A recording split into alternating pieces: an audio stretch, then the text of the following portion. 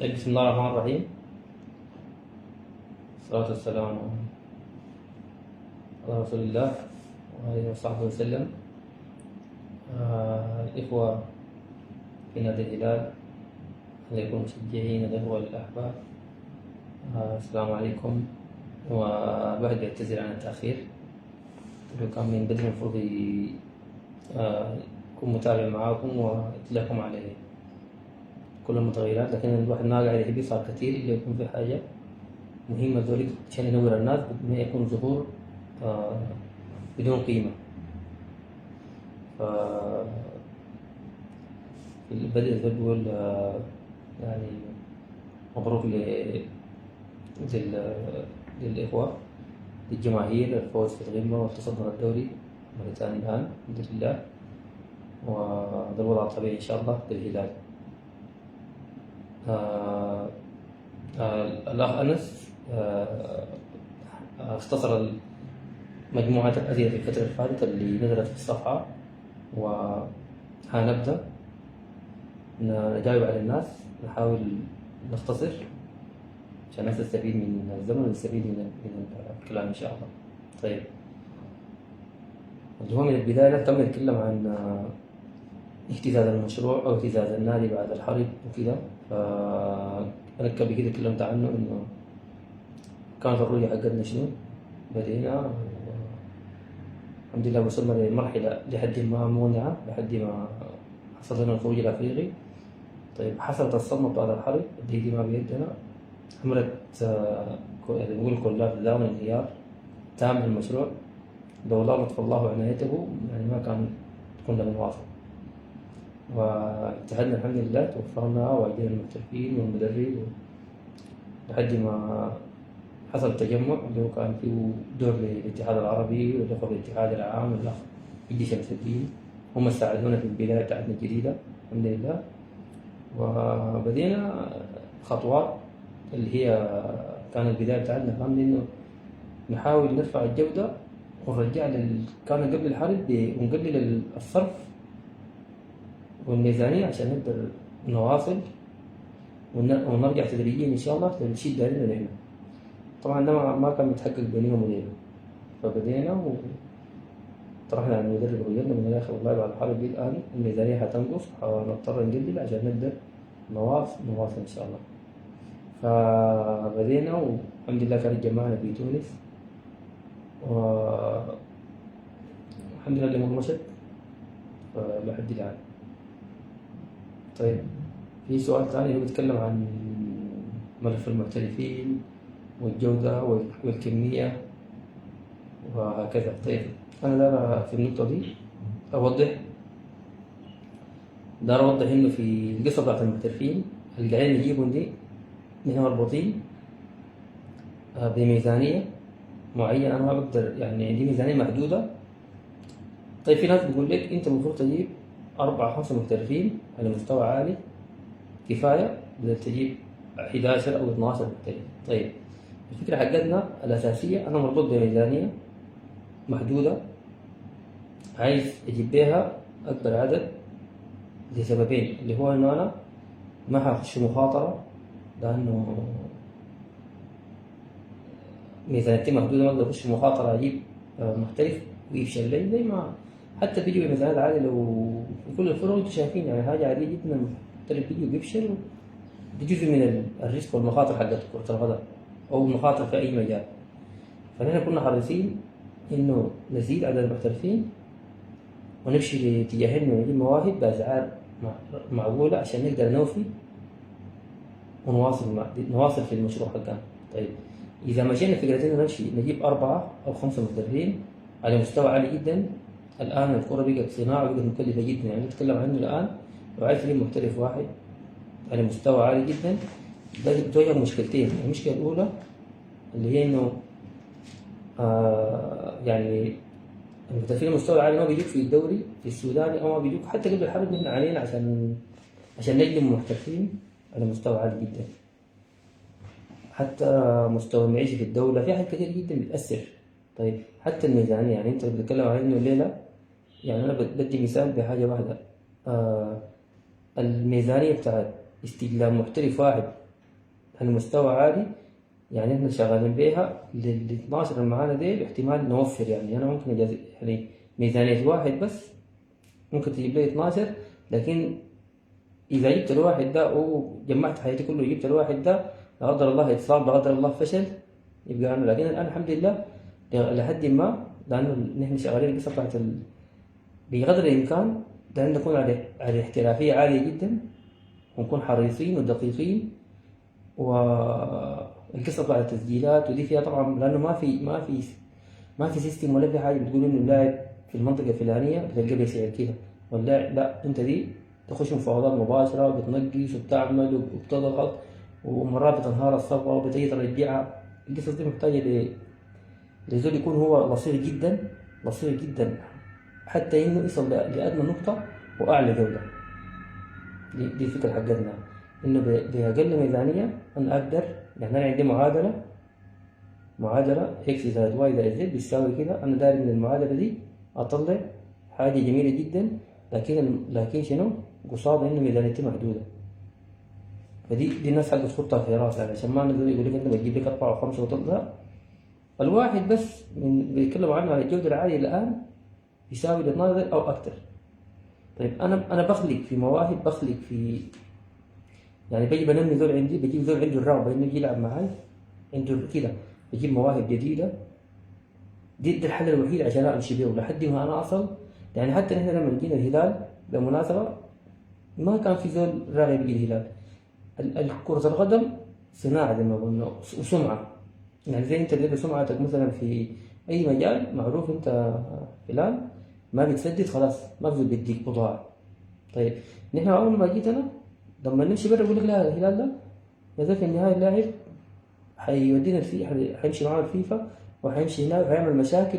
اول كم محترفين يعني جبناهم باسعار عاليه وفاهمين، كنا داير نكسر ونوفي. فاهم فينا ذاك الحاجز البر ده، الحاجز عند الوكلاء وعند اللعيبه البر دي كلهم عارفين انه الهلال في النهايه. عشان كده يقولوا اي زول بيجي بيجيب لك لاعب مستواه اقل، وهو لو مثلا ب $1000 بيحسب لك ب $3000. ليه؟ لانه عارف انك انت ما بتوفي، ما بتديه مرتبه. في النهايه مثلا شرطته ما حتتساوى معاه، حتوديه يعني حتضيع زمن مع الناس. فهي السمعة بتاعت البني آدم ده هي سمعة النادي، هي السمعة العامة اللي أنت قصادة بتشتغل بيها. الآن الحمد لله حصلنا بفضل الله، حصلنا مرحلة اسم الهلال في أفريقيا. أنا بخش لأي نادي، بخش لأي لاعب، خلاص هلال في مالي في السنغال، هلال معروف العالم، هلال معروف في السنغال، في مالي، في أي حتة. حتى بيجوا في ناس بيرغبوا إنه لعيبة في أفريقيا بيرغبوا يقولوا إحنا دايرين الهلال، لأنه هو ما انت عندك نوع لعيبتين، لاعب داير قروش ولاعب داير اي من حقه داير القروش وداير ينطلق يمشي عندك قدام.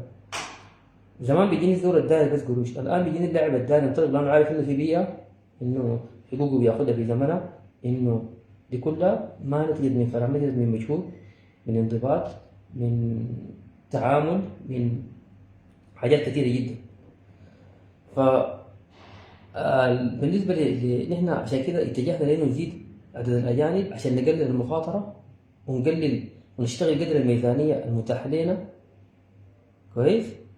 ودي ذاته بالمناسبة ما حاجة سهلة إنك أنت بميزانية قليلة تعمل. يعني ناس في آخر لاعب سجلناه آدم كوليبالي اللي هو اللاعب المالي، إحنا شهرين ولا 3 شهور بنتفاوض وكلام حقيقي. يعني هو سافر حتى جاء موريتانيا هنا المفروض يسجل، نحن برضه اتحادنا قطعناه من نوازيل وتاني جبناه. يعني هنا في افريقيا مشكله اللي يسجل لاعب، يعني عادي اللاعب يبيعوه 4 مرات، انت بتكون ماشي وترجع ثاني حاجه. ما يعني انت بتسجل نتيجه التسجيلات ده بكون صداع، يعني راسك انت خلاص، يعني ما انت بتكون جاك صداع ذاته من المشاكل ومن عدم يعني ما عندهم ما في كلمه فيها. يعني دي مشكله برضه. فنحن مجتهدين جدا نخلق بالمعادله اللي عندنا الميزان دي، نخلق اكبر جوده او افضل جوده عندنا. بالنسبه حتى للعيبه السودانيين اللي معانا الان بقينا برضه نكون دقيقين في الاختيار. طيب بالنسبه للناس برضه بتتكلم عن انه آه اللي هو مساله الاعارات ومساله انه، طيب دي ناتجه من شنو؟ ناتجه من انه في لاعب بيجي معاك مثلا ما بتوفق، انت ما بيديه ولا مرات البيع بتنفع معاه، مرات كده مرات كده. طيب قصاد انه انا عندي خيار اول، عندي خيار ثاني، يبقى هو بقى خيار ثالث وجاء عرض من برا، انا طوالي بديه فرصه انه يمشي يلعب، يتألق، زي ما حاصل الان. الحمد لله عندنا لعيبه سودانيين كثار جدا مرقوا، استفادوا من التجربه ونحن استفدنا. في من يعود بفعايد مادي ممتاز جدا للنادي، وفي من يعود في نفسه ويكون اتطور. فدي كره القدم كده. فنحن نكون حريصين انه اي موهبه تطلع نحن تكون حقتنا نحن. بعد ذاك ثاني يجي يتوفق او ما يتوفق، دي ما بيدي ولا بيدي، دي من المولى عز وجل. وبعد ذاك تيجي فيها معادله ثانيه، انضباط اللاعب، مجهوده كده. يعني في حاجات كثيره جدا يلعب فيها، تلعب فيها دور. لكن انا بفتكر انه الان مشروع الهلال بالميزانيه اللي شغالين بيها، بتفاصيل اللي عندنا دي، نحن سجلنا نجاح ما اقل من 85 ل 90%. وده اللي توفيق من المولى عز وجل، بمتابعه التغيير وبالانضباط دائما نحن بنحاول دائما نشتغل باقل حاجه ممكنه. طيب تاني من الاسئله اللي هو غياب الاستثمارات. بقول لك انتم ما تطرحوا ما تعملوا استثمارات. حتى قبل الحرب في مشكله، يعني في التدهور بتاع الاقتصاد السوداني. في مشكله انك تلقى رعايات، في مشكله انك تلقى تنافس حقيقي بتاع شركات عشان يخلق لك زول يرفع شعارك. يعني بالنسبه للاستثمارات نحن طرحنا حتى في صفحاتنا، قلنا اي زول عنده رعايه ده بيجي. فما في حاجه بتليق باسم الهلال. ولا انا بشتغل كهلال. انا ما بشتغل يعني خلاص الحمد لله حصلت مرحله من القوه، ما بشتغل اي حاجه. يعني يقدر يديني رعايه بحاجه هفتان ولا تعبانه انا اقوم اوافق بها. لا انا عندي شروط زي اي نادي كبير. الحمد لله رب العالمين الان حصلنا مرحله، حتى في كثير جدا من جاتنا عروض لمحترفين ما بداية الاسماء، بيقوم بيرسل لك بيقول لي يا اخي ما احنا بقول لك ما هذا نادي كبير، لو ما انت عندك عرض بغين بليل بنادي الهلال ما ترسله.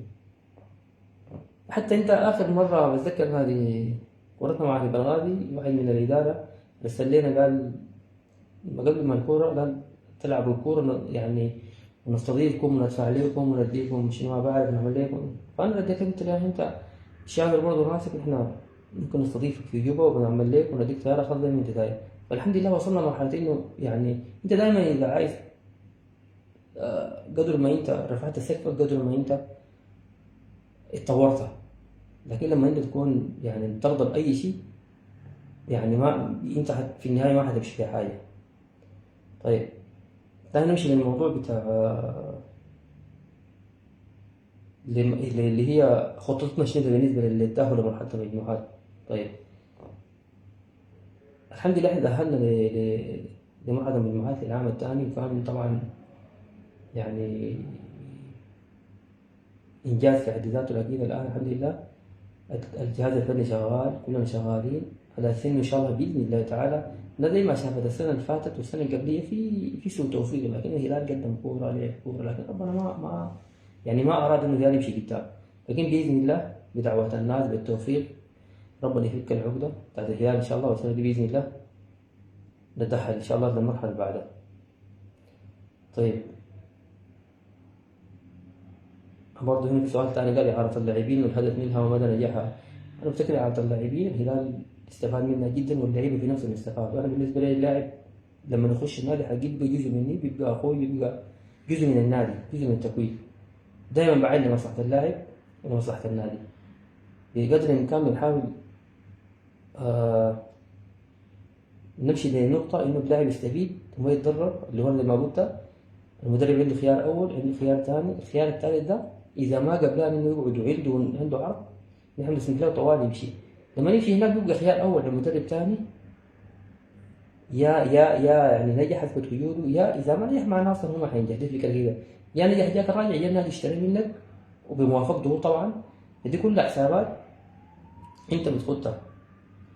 فالحمد لله رب العالمين أنت لو حسبت نادي الهلال عدد المعارين بتاعينه كتار جدا، والحمد لله بنسبة 80-90% كلهم ناجحين. فحتى بالنسبة لنا الناس تتكلم برضه عن اللاعب السوداني انه مهمل في الفترة الأخيرة. لا احنا ما اهملناه. الناس لو بتتذكر لما جينا حتى ودينا فريقنا، جبنا المدرب الإسباني كان مسك الفريق بتاع الشباب. بدينا اصلا الفكرة بتاعتنا كانت انه انا يكون عندي فريق اول، فريق تحت 20 وتحت 19، فريق تحت 17، بعد ذاك نمشي الأكاديمية. دي فكرتنا.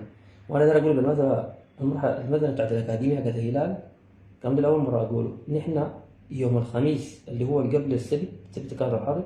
يعني الخميس اتفقنا مع المدرب السنغالي اللي هو كان شال الشان قبل سنتين في السنغال، هو خبير بتاع أكاديميات. اتفقنا معه على المرتب وعلى تفاصيل كاملة. المفروض يجي يوم الاثنين، قال أنا حاجي أشوف بعيني وأرتب معاكم وأواصل. فالسبت قامت الحرب. فطيب أنت الآن اللاعب السوداني محتاج إنه يلعب كثير ليه؟ لأنه ما قايم عليه، ما نشأ على أكاديميات. لكن عشان كده أنت بتلاحظوا دائما اللاعب السوداني يكون بيتأخر في الظهور، عنده الموهبة ولكن متأخر في الظهور، لأنه هو مظلوم. يعني ما من تحت ما قام على الأكاديمية. يعني من الكورة دي، الكورة نمط. أنت لما تقوم على النمط بتاعك، أنت مثلا متعود إنك تجي تحاول وتلعب باص متعود كده، الكلام ده بيعدوا لك من عمر 12 ل 18. طيب عشان ما تتعدل تاني من جديد حتاخد لك زمن. فكانت الفكرة إن إحنا من تحت نطلع لفوق. حتى كان مدرب بالنسبة لي بدأ في الشباب، وحتى لحد الليل إحنا ما وقفنا من التفكير حقنا. إن الحمد لله الآن عندنا، لو نار حسبت عندنا الفريق جاهز، لكن الفريق ده يمشي على نار هادية. لأنك أنت لو جبت لك لاعب شباب ودخلته في كرة الغيمة أو في كرة أفريقية وهو فشل، أنت بتحرق نهائي قدام الجمهور قدام نفسه، بينتهي من شخصيته. يعني نفسنا لو حسبت لك أنت من حراسة المرمى، عندنا سليمان، عندنا عمر ده تحت 20، عندنا طرف يمين مروان، عندنا ميسر طرف يمين، عندنا أحمد يحيى، عندنا الآن مازن سيمبو، عندنا طرف شمال اللي كنا معاونين على عصمت اللي في أمريكا، عندنا اللي هو ده أول لاعب يمشي عشان دي كنت ما فات سايفات بتوصية من المدرب الغدير فيها. فعندنا طبعا أنا أقول حي أخونا عوض طارة واللي كان ماسكين القطاع ده، أخونا عوض طارة وأخونا محمد فيصل اللي هم عندهم الدور الفني اللي هم متابعين القصة. عندنا في النص عندنا سليمان الآن يصلى في ليبيا وأساسي في نادي النصر. عندنا نادي النصر الليبي، عندنا جوباك ياسر كويس، عندنا يوحنا، عندنا قدام عندنا أمجد كويس، عندنا الآن الحمد لله عندنا تيم جاهز. لكن الفكرة في إنك أنت بتدربهم. الآن أنتوا لو لاحظين مروان وباقي الشباب ديل معانا من السنة اللي فاتت في المعسكر، اللي هو بيتدربوا تحت خبير، تحت جهاز فني متكامل. أكيد بعد إن شاء الله قدر ما مرت عليهم الأيام قدر ما هم بيكونوا لنا جاهزين أكتر. فدي الفكرة كده. الفكرة الناس بتتدرب بتمشي بالتدريج لحد ما نصل للحاجة اللي عايزينها. طيب بالنسبة للأكاديمية اللي هو لما قلت أنا إحنا كان خلصنا والله لحد ما يوم الخميس خلصنا مع المدرب السنغالي واتفقنا على المرتب وأي شيء، لكن هو قامت الحرب وربنا كان مراد. طيب بالنسبة للطاقم الفني الحالي، الناس قالت متمسكة بيه وكده. حقيقة إحنا عندنا عقدنا مع الكوتش فلوران يبينجي 3 سنة، وعاش معانا الكوتش ده، عاش معانا جميع الظروف في السودان وصبر علينا وصبر يعني للوضع الراهن ده. يعني أنا أقول حاجة، أول شيء بالمناسبة أنا حريص جدا على إنه أعمل استقرار في الفريق. لما بدينا مع أول ما جيت في شهر 6/21 بديت مع الكوتش ريكاردو فورميسينو، بديت معاهم كنا ماشيين كويس. جه شهر 11 قال يا جماعة، جه شهر 11 قال أنا ما جاي. وحتى كان تركي آل الشيخ بيديه المرتبات، قال أنا ما جاي المرتبات. يعني اتفقنا حنديه، ارسلنا له قلنا له إن شاء الله حيكون مرتبات رئيس الإدارة ما في مشكلة. طيب هو برضه رفض إنه يجي. بعدك ناس متابعة جا موتة وواصلنا معاه لحد موتة، واصل لحد الكورة بتاعت المريخ، بعد كورة حي العرب، بعد هو موتة. أنا قلت له ممكن تاخد نفسه موتة لما العدنا مع حي العرب. أصلا كنا موقعين إحنا مع فلوران يبينجي. لكن كنت حريص حتى آخر لحظة هو من جوا الاستاد الهلال جاء وخلاص هو بقى برا الشبكة، قال لي أنا بس ما بالليل أنا مسافر ما عايز أقعد. بعد طبعا ما عندك في يعني بدينا حسابات نقول بالليل ذاك وفتشنا ولقينا خالد بخيت وعملنا الحمد لله ادارتنا الموقف، لكن هو اللي رفض. فالكوتشي انا هنا بحييه وهو ما قصر معانا، يعني هنا قدر معانا يقول حلوه ومره، وما بتلومه على النتائج حق السنه اللي فاتت ولا السنه اللي قبليه. هو كان بدا السنه اللي قبليه احنا وصلنا لمرحله الخلاص، احنا في كان فهمنا السنه اللي فاتت قبل الحرب انه هنسجل في السنه اللي فاتت هنسجل لاعبين اثنين بس. فلما جات الحرب عندنا 8 محترفين هربوا، اضطرينا نبدا من الصفر ثاني. وهو ده كله كان متابع. وحتى لما يعني السنه الثانيه الجايه اللي فاتت دي كان في سنه ما السنه كانت مختله، احنا لدينا زي ما قلت للناس انه كان همنا نحافظ على الشيء الموجود وعلى النتائج اللي حققناها بالسنه القبليه. وما قصر معانا يعني اي شيء طلبنا منه واصل معانا، واتفقنا انه يكمل ان شاء الله لحد اخر لحظه، يكمل ال3 سنين ان شاء الله، وبعدين الناس تغير التجربه.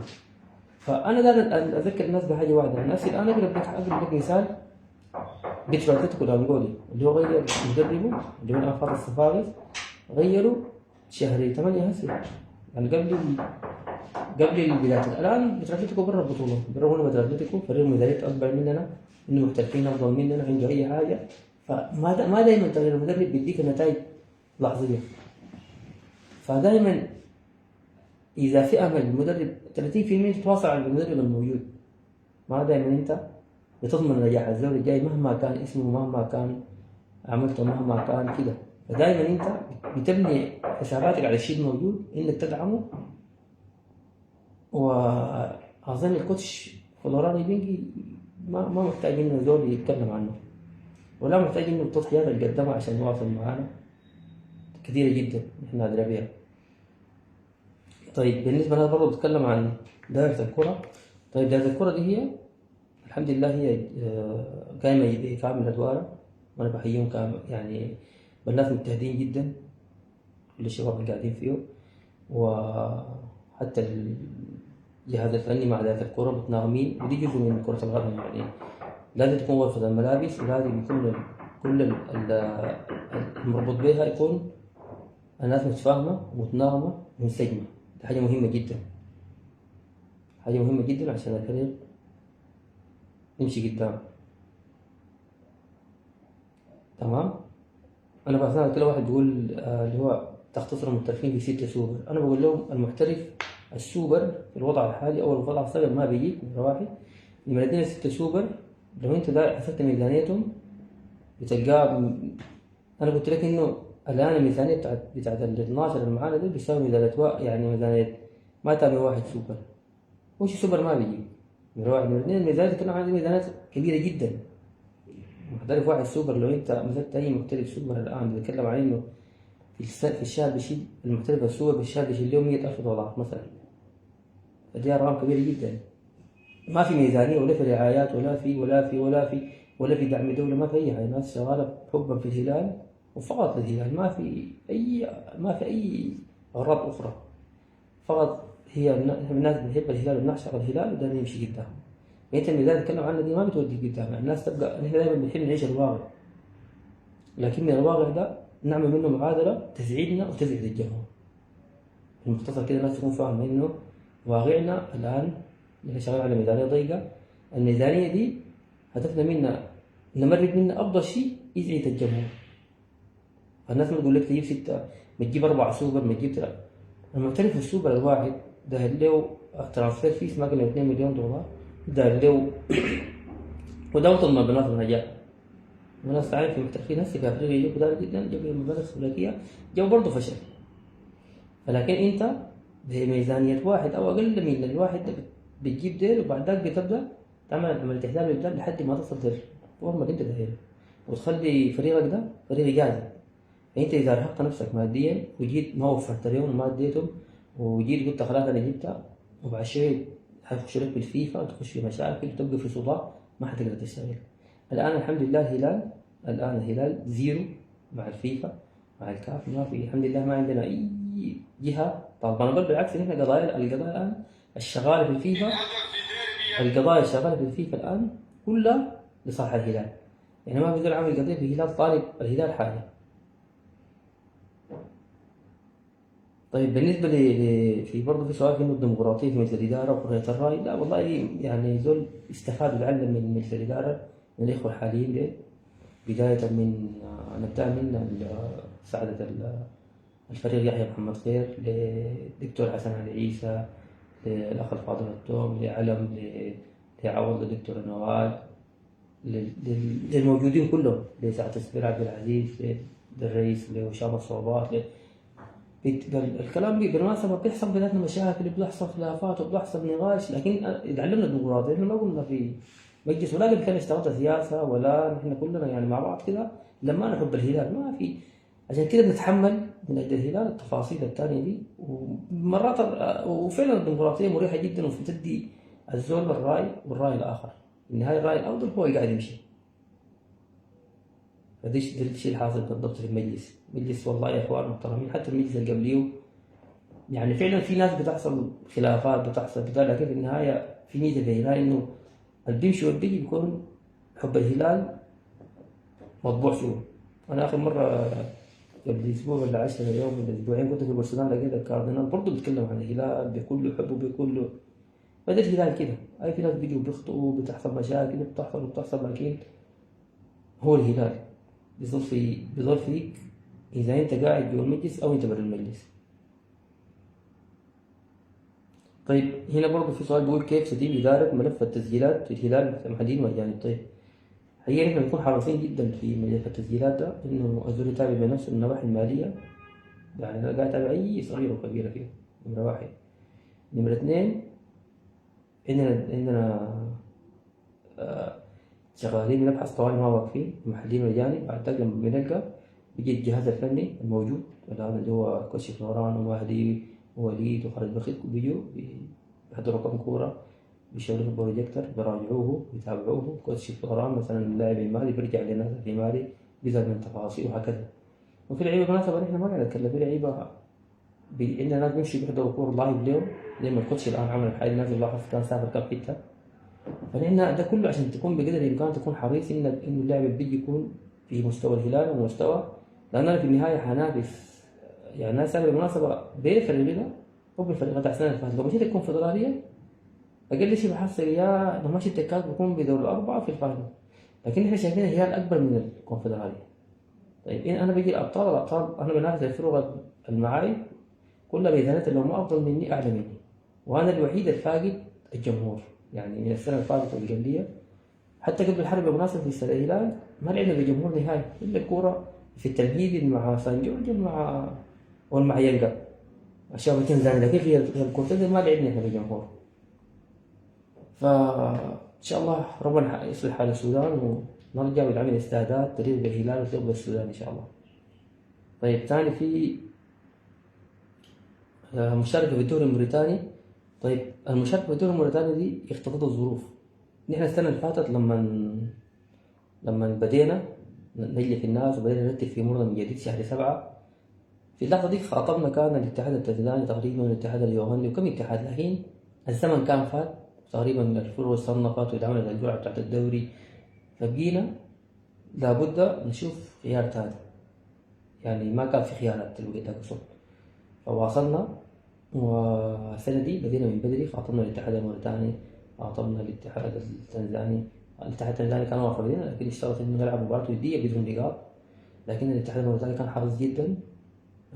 هم احنا اشترطنا حاجات وبتاع، هم وافقوا لنا واكرمونا، ويعني من هنا بحيي موريتانيا حكومة وشعبا، حكومة وشعبا، والاتحاد الموريتاني ما قصروا معانا وبيعاملونا والله ما يعني ما موريتانيين ما بينا من موريتانيين.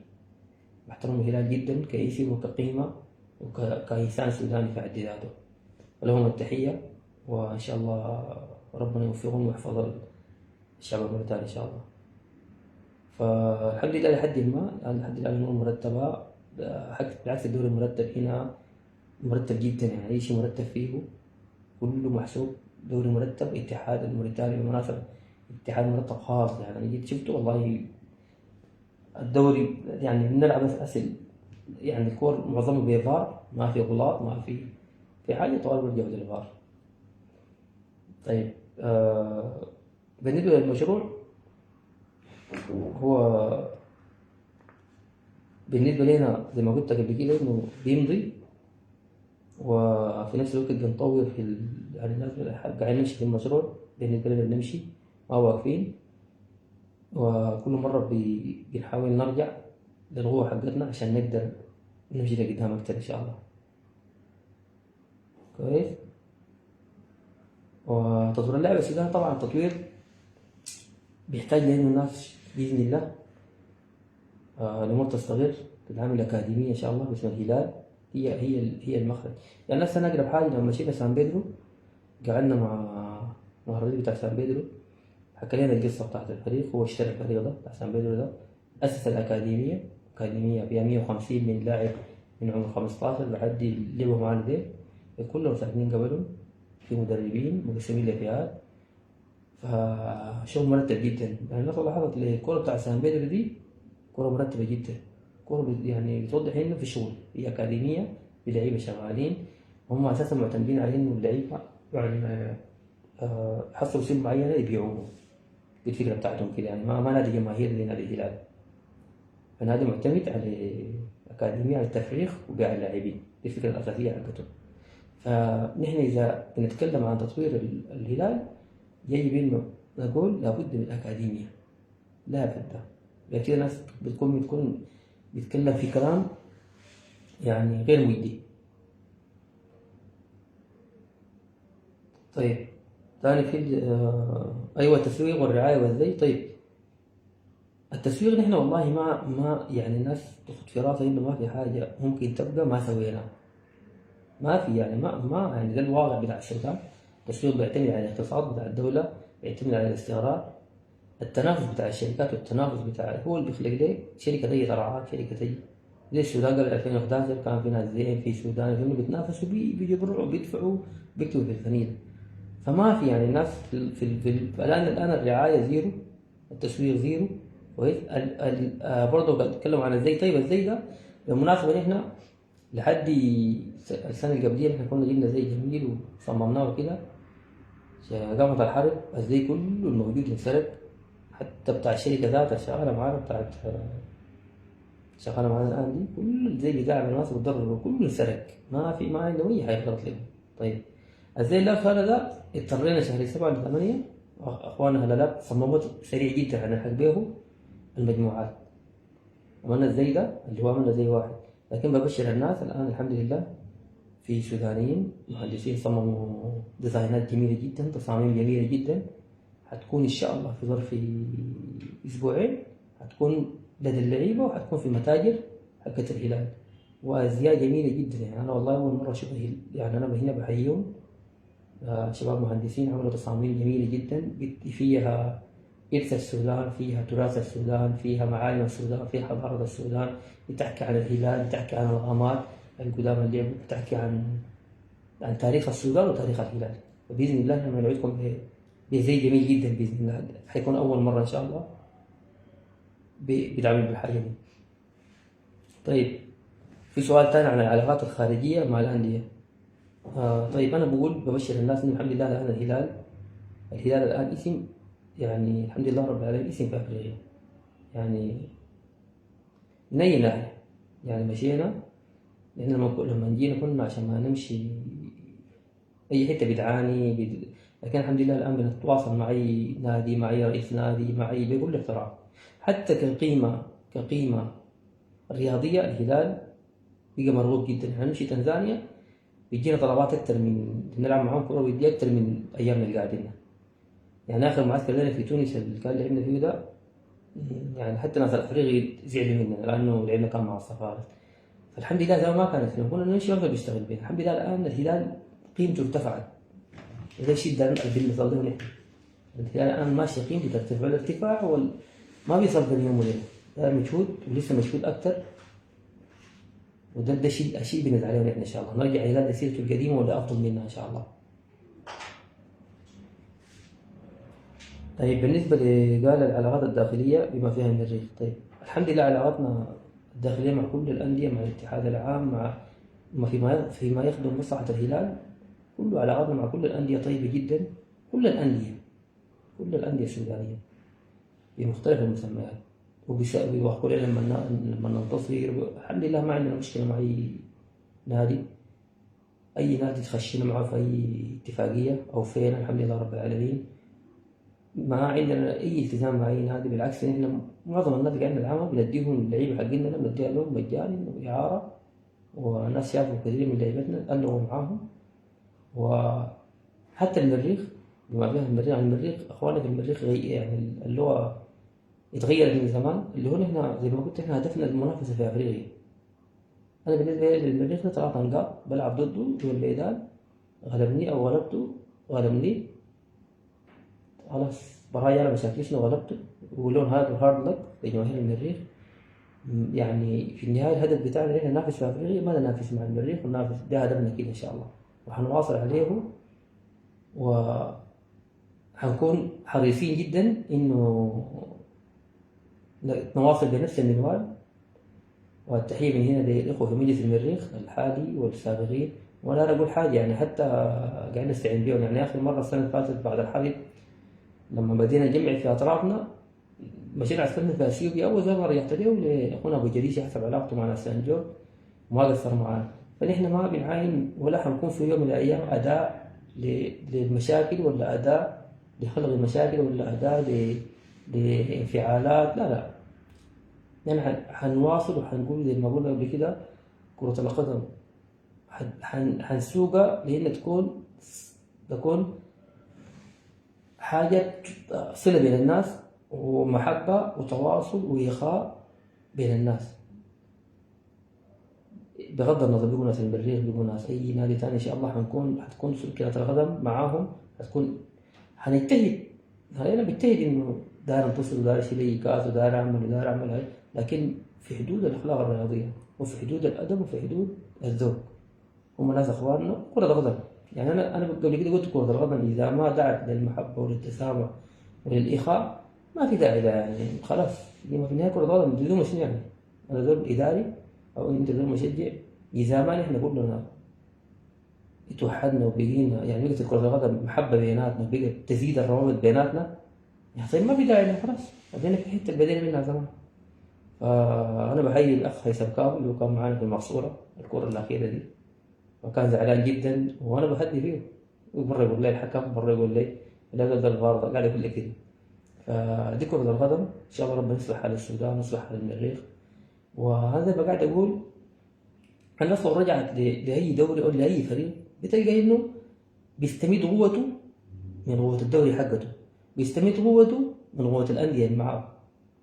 فالناس ما تعاين انت في النهاية هدفك انك تمشي تنافس في افريقيا لازم انك انت تكبر مخك، وانه لازم المريخ كل الأندية السودانية ترتفع، المنتخب السوداني يرتفع، كلنا نرتفع. يعني حتى النتائج اللي اتحققت لو رجعت الهلال في 2007 اللي هو الناس يتكلموا عنه الآن، أو في 87 أو في غيره، تلقى إنه واحدة من أساس الحاجة دي الأندية كانت قوية. الأندية المنافسة للهلال كانت قوية، سواء كان الوقت لو تتذكروا أهل شندي أو هلال البيض مع براهوما اللي هو كان. أنا كنت بشجع بالمناسبة هلال البيض لحد ما وصل السيمي فاينل واتغلب من المازيمبي. كنت زعلان جدا والله، أنا بالنسبة لي داير هلال البيض يشيل الكونفدرالية الوقت ده، بكون مبسوط جدا. داير أبراهوما كمدرب يشيل ويرفع اسم السودان.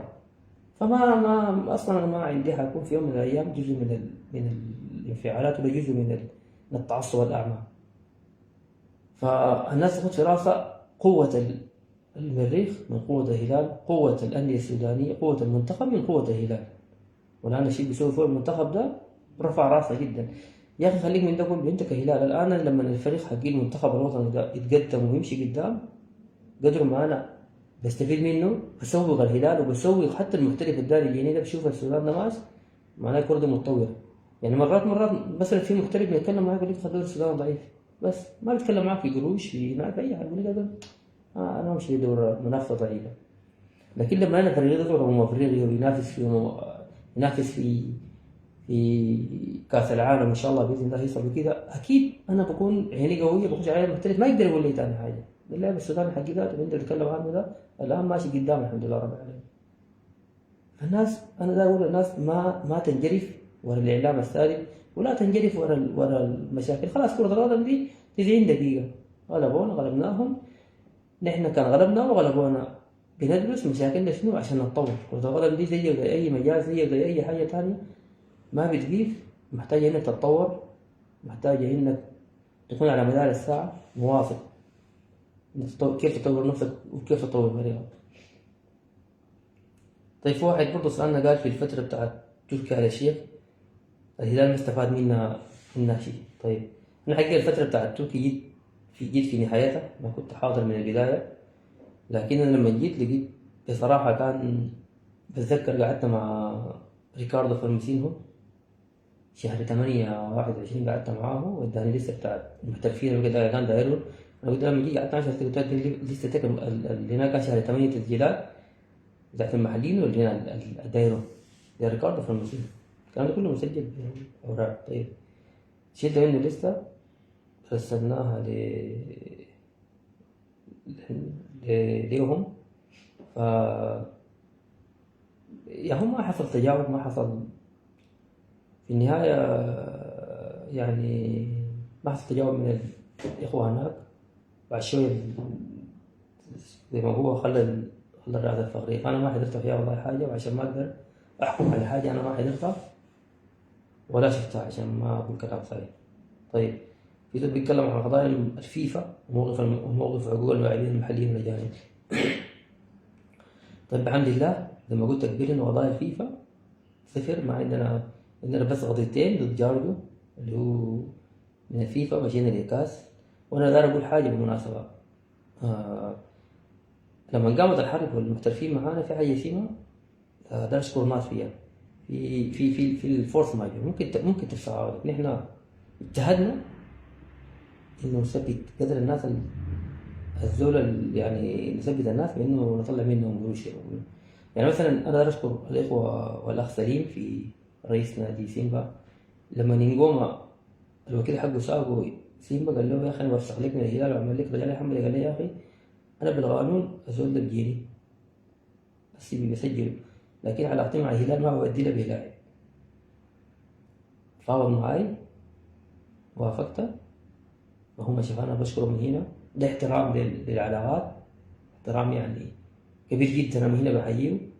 وفي ناس بالمناسبة فسخوا احنا بنتكلم يعني في ناس يعني تواصلنا معاهم وكده وبتاع، حتى اللي لوجو الحمد لله طلعنا منه 500,000 دولار.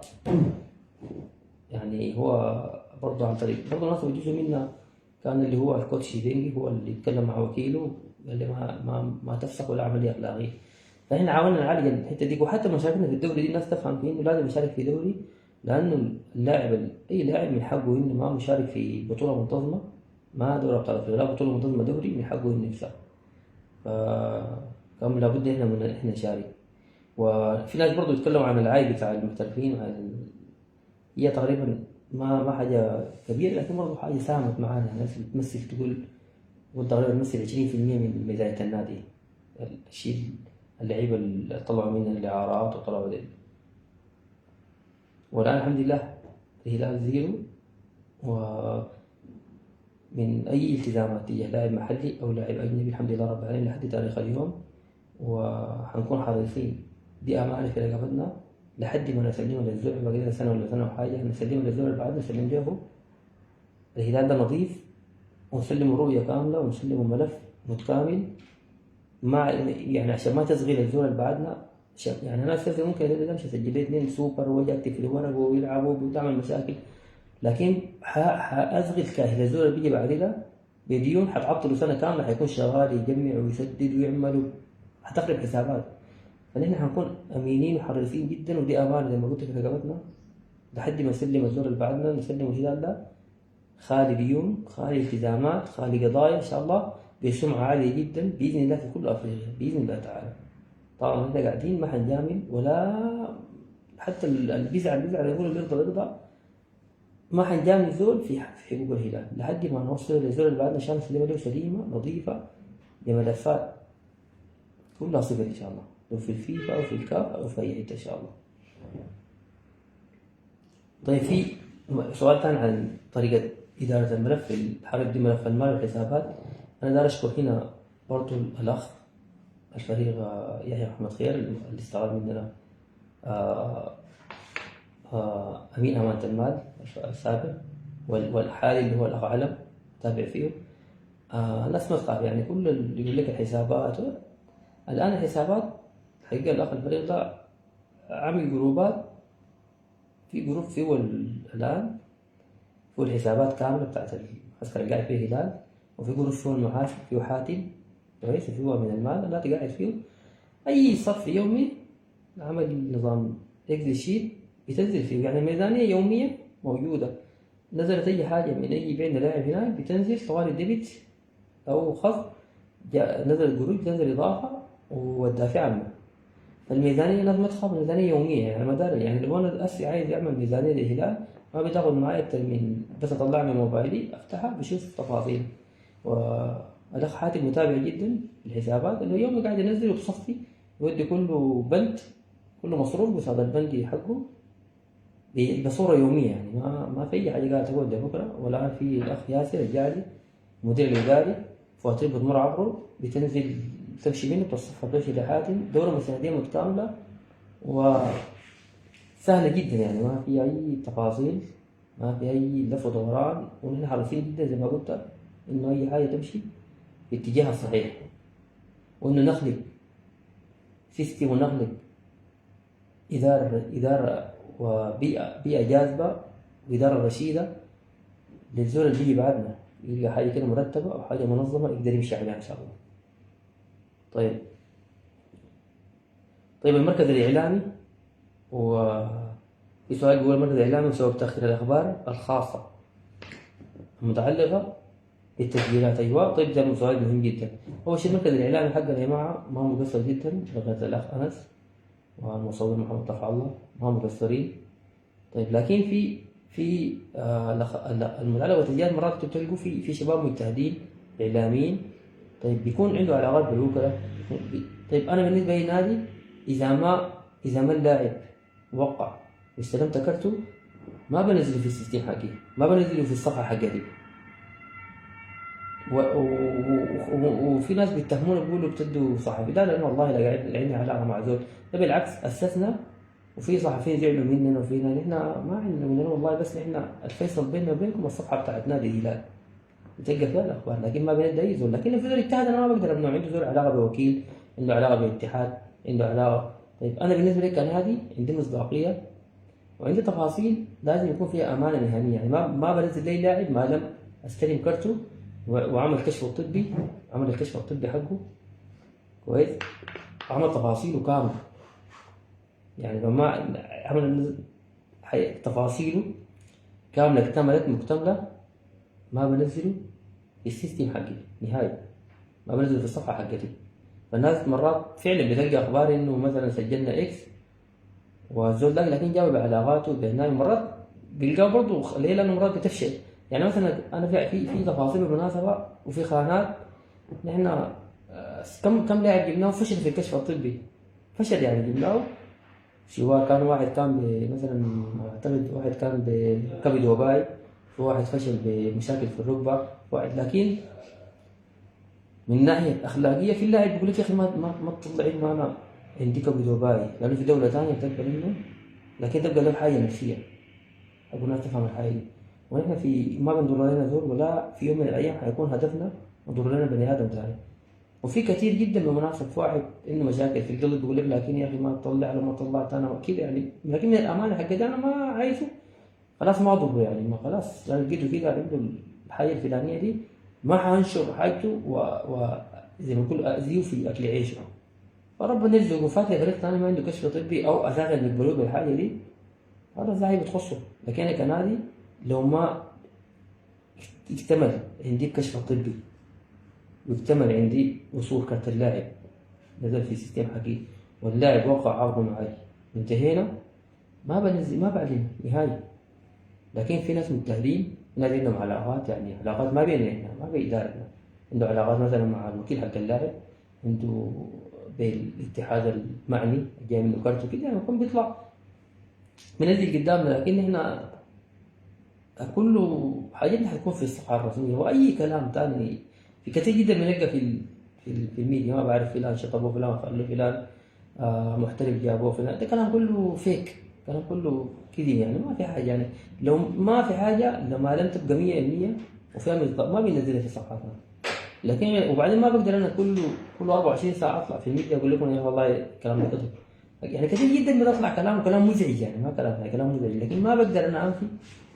انا بس يعني بكرر للناس والناس تنتبه انه فقط الاخبار حقتنا وتفاصيلنا ومحترفيننا واي حاجه موجوده في صفحتنا، فقط صفحه الهلال الرسميه اللي قدامكم دي. يعني صفحه الهلال الرسميه هي الصفحه اللي فيها الاخبار فقط. غير كده انا ما احنا ما مسؤولين ان يجي زول ينزل خبر في صفحته او يعمل حاجه وشوفوا تماما ما في زول. والله ما عندنا يعني. في ناس بيقولوا في انتوا بتميزوا، والله ما حصل يوم ادينا خبر لصحفي ولا هندي ولا صحفي ولا صحيفه ولا حتى صحيفه، لانه يعني في صحيفه الان طبعا ما قلنا نديها دي اللي من باب العداله. من باب العداله عندنا صفحه واحده هي الصفحه الرسميه، لكن في ناس عندهم اجتهاد، عندهم علاقات عندهم، وده دي صحافه يعني ناس مجتهدين جدا بالمناسبه. انا ما بقدر امنع اي زول يا اخي انت ما تجتهد، يلا خلاص دي تنيذر هم يشوفوا. لكن احنا ما بننزل الا خبر يكون صحيح.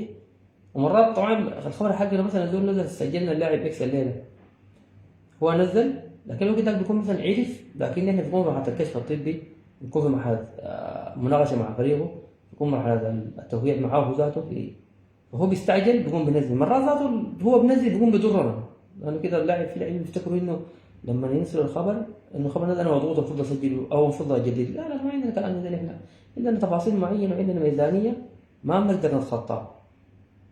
ليه عندي ميزانيه معينه انا متحرك فيه عشان اقدر اوفي. فالهدف شنو؟ اذا انا عملت فتحت الميزانيه وانا ما بقدر عليها بعد شويه اخش مشاكل في فيفا او اخليها عليق على الزول اللي بيجي بعدي يسمى الهلال ده يجي هذا مليون 2 و3 ومليون دولار وبتاع قصه زي ما الناس المجلس الانجو بيقوم مديون. فدي ما من الامان ولا من العداله نعمل حاجه زي دي. احنا نعمل حاجه بنقدر نوفر عليها، اللي بتمشي شهريا تمشي في سيستم ثابت، حكايه تمشي عليها تفتكر كده. ف... فنكون حريصين جدا يا جماعة، ونقرر إنه القصة دي مربوطة بالصفحة الرسمية بتاعت نادي الهلال، هي المسؤولة، هي خبر ينزل فيها. ومرات أخبار كبيرة جدا بتنزل السهل، لكن ما بنقدر نرد في كل زمن. طيب التعامل مع الإعلام عموما والصحفيين والمنصات، هم كل الإخوة الإعلاميين والإخوة في المنصات والصحفيين إحنا لقيناهم كتير جدا، لقيناهم فيس تو فيس ونسنا معاهم وكده. هم كلهم إخوة، مرات بنختلف معاهم في طريقة الطرح حقتهم، مرات بنتفق معاهم، لكن في النهاية هم أخوة أعزاء كلهم، ونحترمهم ونقدرهم جدا، وكلهم إخوة هلالات. أي بنختلف بنتفق، لكن في النهاية هم كلهم إخوة أعزاء، لكن كلهم بالنسبة لنا أخوان على درجة واحدة. ما عندنا في العمل الإعلامي على درجة واحدة، ما عندنا تمييز لأي واحد منهم. تمييزنا فاضل لصفحتنا، اللي هو أنا لما نكتمل الحاجة عندي بشيل الحاجة زي ما هي بديها لكم في الصفحة، ولا ما أعرف سجلنا فلان أو الآن اكتملت وده تفاصيل وده ونهاكم استلموه. لكن لو ما اكتملت 100% كل التفاصيل بتاعته، كارت وصل، عمل الكشف الطبي نجح فيه، وقعنا مع عقدنا، تم الاتفاق 100% بنديه تفاصيل. وكان غير كده ما بنكون حريصين ندي الخبر عشان بس نعمل سبق، لكن نعمل لكم الحاجة الحقيقية اللي قاعدة تحصل. طيب في سؤال تاني بيقول القطاع الرياضي اليوم من ما نحن جينا، أنا جيت تقريبا في يونيو 21 لما جيت القطاع الرياضي بتاع الهلال. الملك كان متقدم علينا ب3 نقاط الوقت ذاك، وكان في الدورة الأولى بتاعت 2021 كان المدرب ريكاردو ونسيمهم. الحمد لله لما انتهينا من الدوري شيلنا الدوري، والوقت ده غلبنا المريخ والفارق كان 11 نقطة لصالحنا الحمد لله رب العالمين. ده أول سنة اجتهدنا إن احنا نخلي ريكاردو قاعد، لكن هو رفض تماما، رفض رفض بات.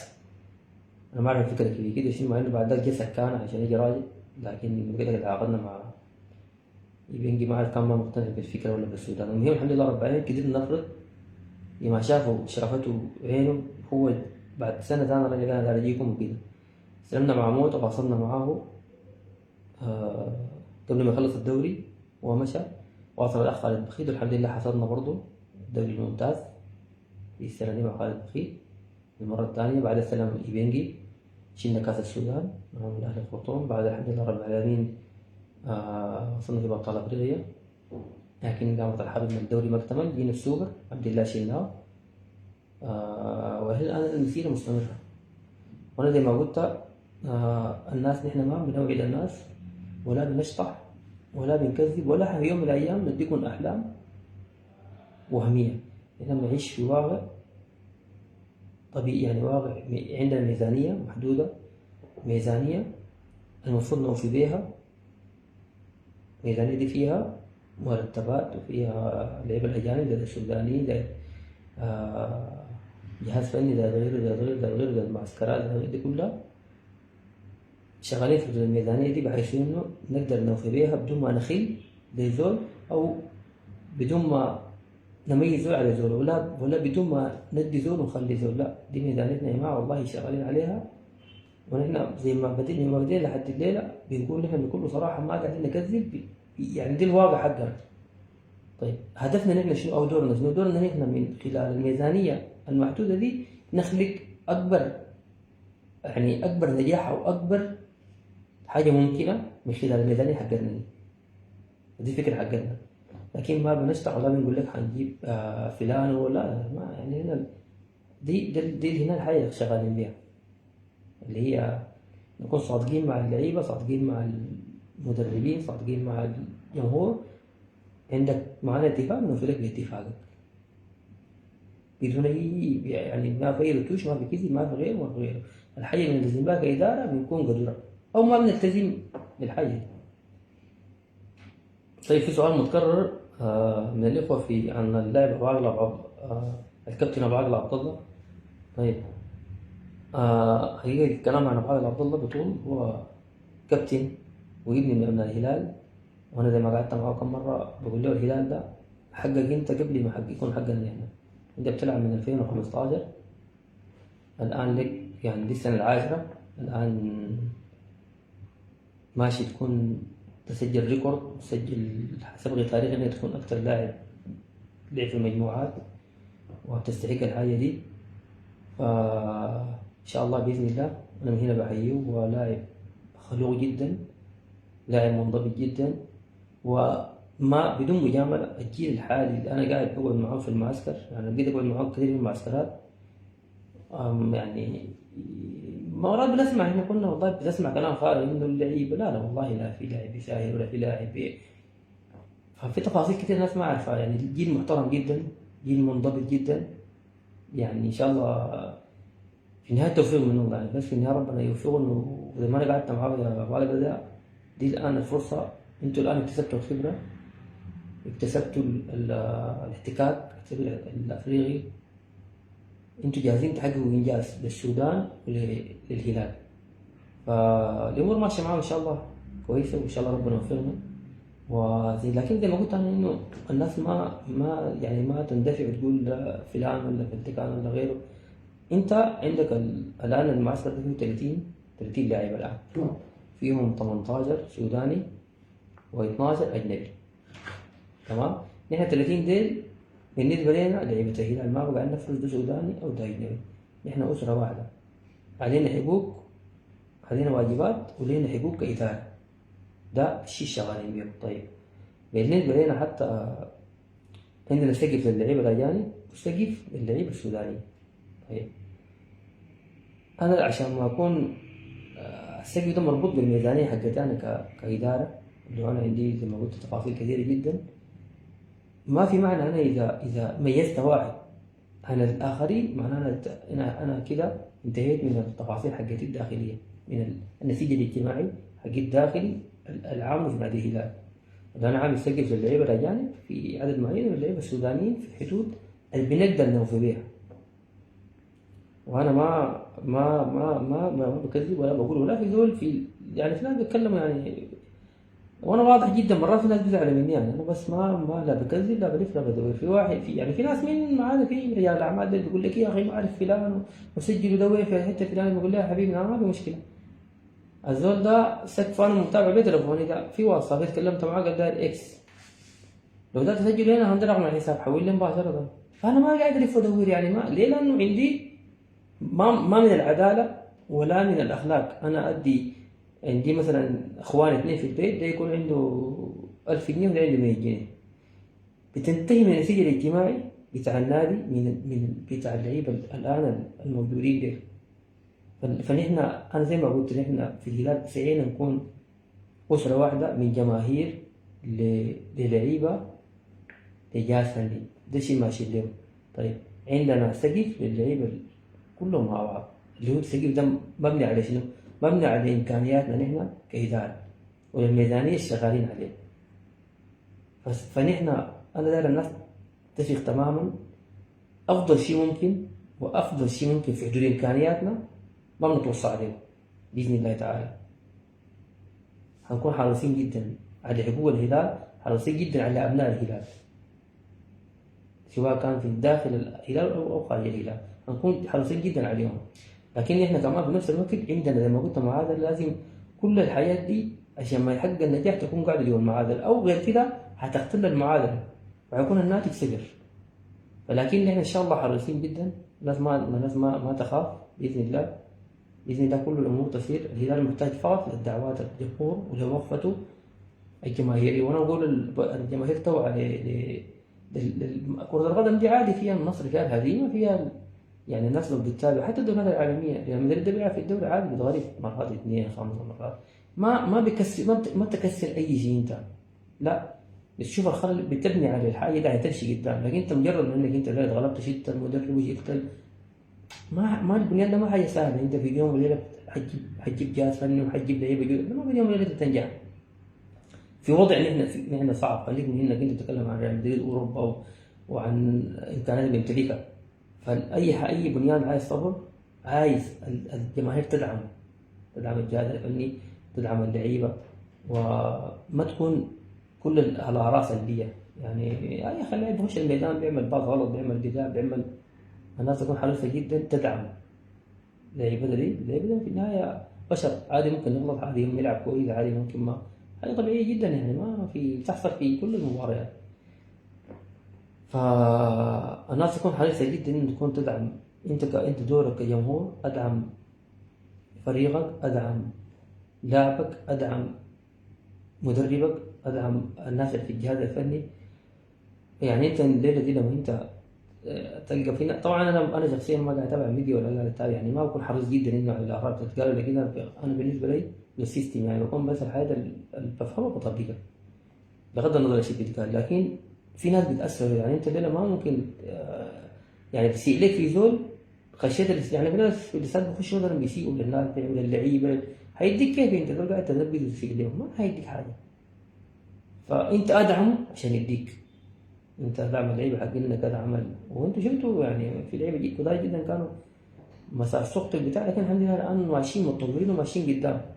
فانا بس في الملخص ده اقول للجمهور تكون واعيه، يعني ما اللاعب ده ما بشر، ما روبوت، ما رجل آلي انت بتحركه كده يموت امشي شوت اعمل، لا ما بلاي ستيشن، ده بشر معرض لهنا، عنده مشاكل، عنده ضغوط، عنده. فالناس تكون حريصة جدا يا جماعة تدعم فريقها، تكون واعية، تكون طيب.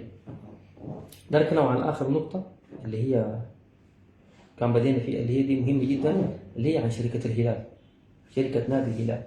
طيب يا جماعة نحن نبغى واقعين، الهلال ده إذا الناس عايزاه يكبر ويمشي قدام محتاج لرأس مال تشغيلي، محتاج لشركة حقيقية تستثمر برأس المال التشغيلي وتجيب عايد تطور به الإدارة الموجودة، تطور به اللعيبة، تطور به الهلال كفريق. الهلال يمتلك جمهور ضخم جدا، دي حاجة ما عايزة نقاش. طيب لكن إذا ما نحن تحولنا لشركة ما حنكون في نفس ال 96 سنة ال 95 سنة اللي راحت مننا دي كلها، هتروح مننا برضه الجاية. طيب محتاجين لشركة حقيقية فيها مساهمين حقيقيين زي ما بيحصل في الفرق الأوروبية، من إنجلترا، في ليفربول، في وين وفي ملاك حقيقيين وضخوا رأس مال، يجيبوا سلاح، هي تتحول لشركة حقيقية تنتج.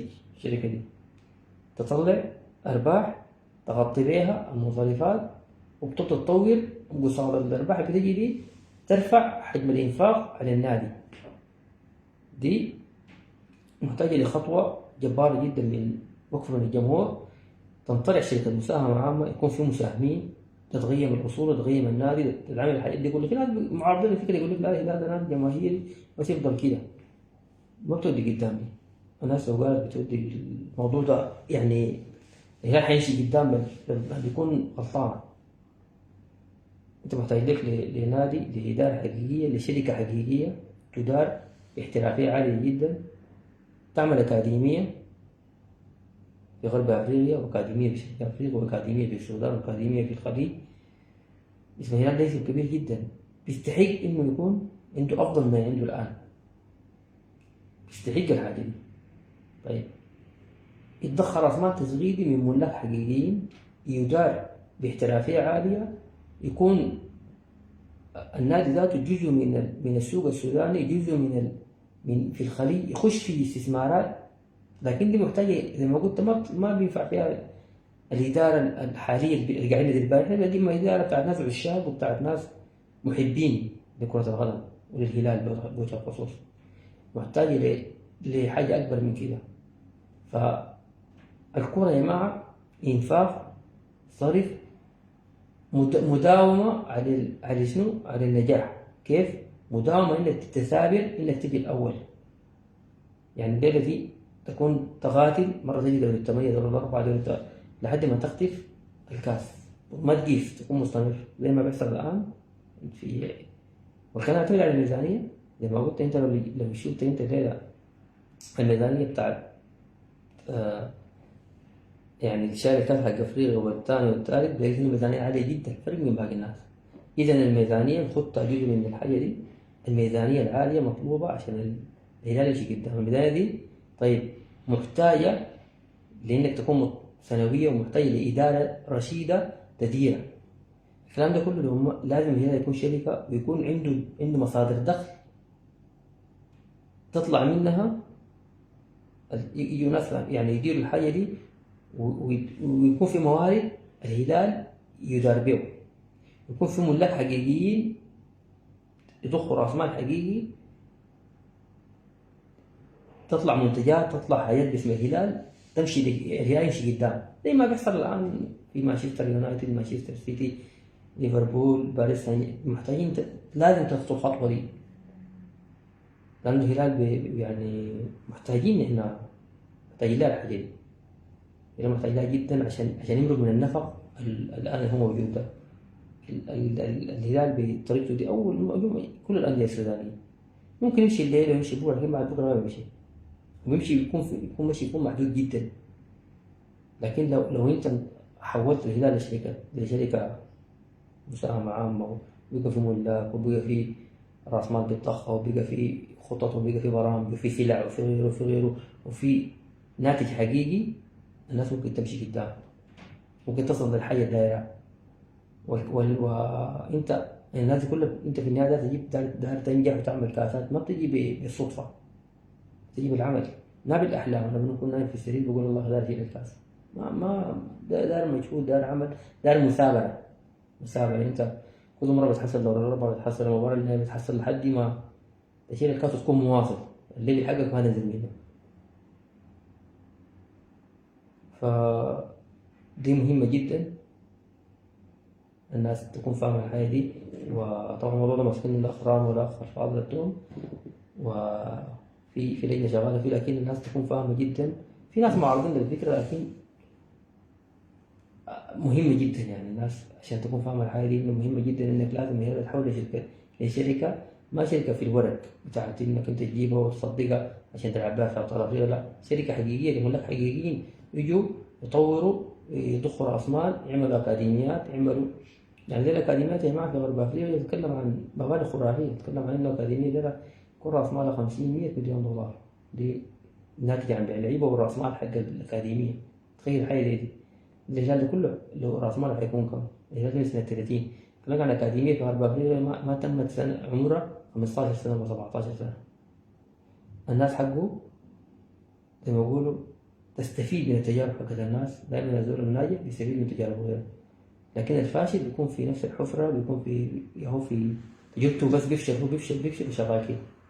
فالناس حقه تنتبه للحاجة دي، ده الحل الجذري لمشاكل الهلال إن شاء الله بإذن الله. ف...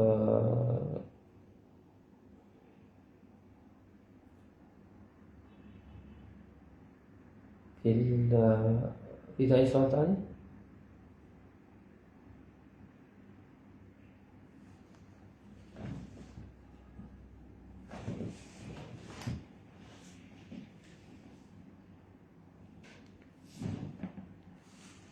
طيب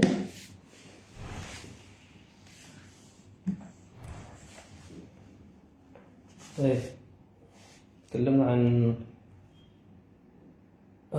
حقيقة تكلمنا غطينا معظم المواضيع. طبعا الموضوع كله معظم المواضيع طبعا أبغاها إن شاء الله أطمنكم بإذن الله إنه تمشي تسير ما ينبغي وبعد ولدنا زي ما بيقولوا وسووا تماما. أي زول الآن موجود في الكشف بتاع الهلال ده راضي تماما عن الهلال، نحن راضين عنه. أي زول موجود في الكشف الآن سووا تماما والله نحن راضين عنه بغض النظر لو قاعد أو مجا، وهو راضي عن الإدارة وعارف إنه ما قصرت وأكتر. فإن شاء الله في الختام إنه نعيدكم إن شاء الله إذا في أي فرصة تانية إن شاء الله وفي مواضيع حنكون نعمل لايف تاني إن شاء الله. وزي ما قلت لكم مبدأنا حيكون مع الجمهور ومع الإدارة مع أي زول حيكون الشفافية والوضوح بكل طيب خاطر. زي ما بقول أنا ما عندنا والله هدف غير إنه الهلال يتطور ويمشي قدام إن شاء الله. في النهاية ده عمل عام، يعني الهلال الآن هو ملك للجميع، فنحن هنكون واضحين جدا هنكون شفافين لأنه ما بنعيد زول أحلام وهمية ولا بنقول لك إنه حنعمل، لا ده واقعنا وده الشيء اللي بنمتلكه والشيء اللي ما بنمتلكه والشيء بنقدر عليه والشيء اللي ما بنقدر عليه. يعني ده حيكون المنوال حقنا والديدن حقنا ما حنغير نهائي مهما تحصل من الظروف لحد ما زي ما قلت ينتهي إن شاء الله لحد ما ينتهي عمر المجلس ده. طالما الزول بيقى موجود فيه وربنا مد في أجله ومد في عمره وواصل لحد ما المجلس ده خلص وسلم الأمانة لغيره ما حيغير الاتجاه حقنا. هيكون الوضوح والشفافية والأمانة مع كل الفئات، مع الجمهور مع الأخوة الإداريين مع اللعيبة ده أنا بعتبر أنا محمد ده بعتبر نفسي جزء من الأسرة الكبيرة حقت الهلال اللي هي فيها الجمهور فيها اللعيبة فيها الجهاز الفني فيها. أنا بعتبر نفسي جزء من ده. بتحصل مناوشات وبتحصل خلافات بيننا بين الجمهور ولا بين الإعلاميين ولا بين الإعلاميين أو بين الجماهير أو غيره. بتحصل مناوشات في الخلافات، لكن في النهاية زي ما قلت بديت إنه بالنسبة لنا الرياضة دي جسر للمحبة وللتواصل ولزيادة الترابط بيننا.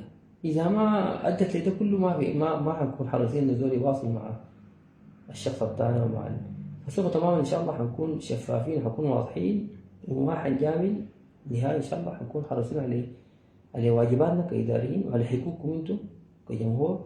كل فترة إن شاء الله ننوركم بالشيء الحاصل بالضبط. الآن ده الشيء تقريبا ده الشيء الحاصل كله. فإن شاء الله ربنا يجزيكم خير وربنا يقدرنا إن شاء الله نقدر نعمل كل اللي بنقدر عليه إن شاء الله لمصلحة الهلال ولمصلحة إن شاء الله الكرة السودانية. نقدر نوفر لأي كل اللعيبة ولكل الالتزامات علينا نقدر نوفيها إن شاء الله. وزي ما قلت هدفنا في النهاية نطلع بمعادلة لأفضل حاجة ممكنة. وفي نهاية المعادلة لما يجي زول بعدنا نسلم الهلال نسلم له نظيف ما فيه التزامات ما فيه مشاكل ماشي بخطة ثابتة ماشي إن شاء الله بمنحنى للأعلى إن شاء الله. جزاكم الله خير. وفي النهاية الصلاة والسلام على أشرف رسول الله. السلام عليكم ورحمة الله تعالى وبركاته.